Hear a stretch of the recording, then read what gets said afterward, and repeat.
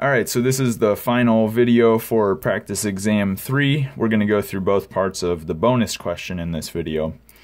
So in the first part of the bonus question, we want to show that the decimal 0.9 repeating, so 0.99999, etc., is equal to 1, in fact. And so the way that we're going to do this is we'll represent this decimal 0.9 repeating as a geometric series.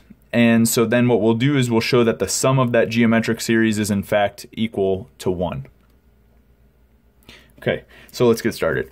So the way that we think about this decimal is this first place after the decimal point. This is coming to us from multiplying 9 by 10 to the minus 1. The second one is coming to us by multiplying 9 times 10 to the minus 2. The third one, multiply 9 by 10 to the minus 3. Next one, 10 to the minus 4, so on and so forth. So what we can do is write this decimal down, 0.9 repeating, so 0.99999, etc., we'll write this down as 9 times 1 over 10, right, 10 to the minus 1, plus 9 times 1 over 10 squared, plus 9 times 1 over 10 cubed, so on and so forth. And so then what I want to do is notice that I have a factor of 9, of course, in common with all of these terms, and then I also have a factor of 1 over 10 in common with all of these terms. So I'm going to pull out a common factor of 9 over 10, rather, from each one of these terms. So the first one I'll be left with 1. The second one, I have my factor of 9 over 10. I had 2 factors of 10 in the denominator, so I'm left with 1 factor of 10 in the denominator. The third one will look like 9 over 10 times 1 over 10 to the power 2, and so on and so forth.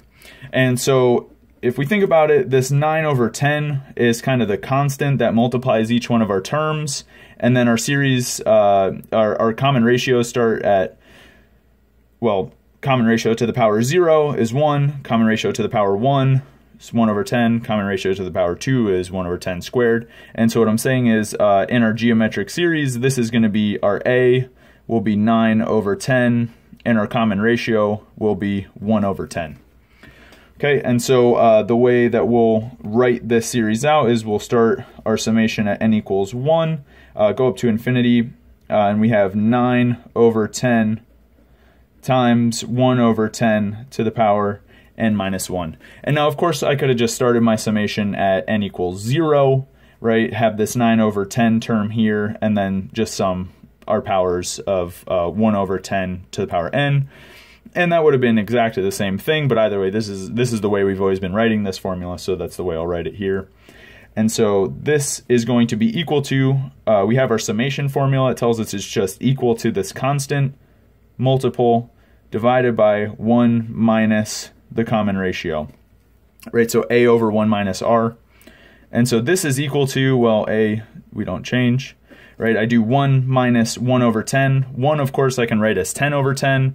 So I get 9 over 10 in the denominator. And of course, 9 over 10 divided by 9 over 10 is in fact equal to 1, right? So I just showed that writing 0.9 repeating as a geometric series and then summing that geometric series, the sum turns out to be 1. And so 0.9 repeating and 1 are in fact equal. All right, and we also saw that in class.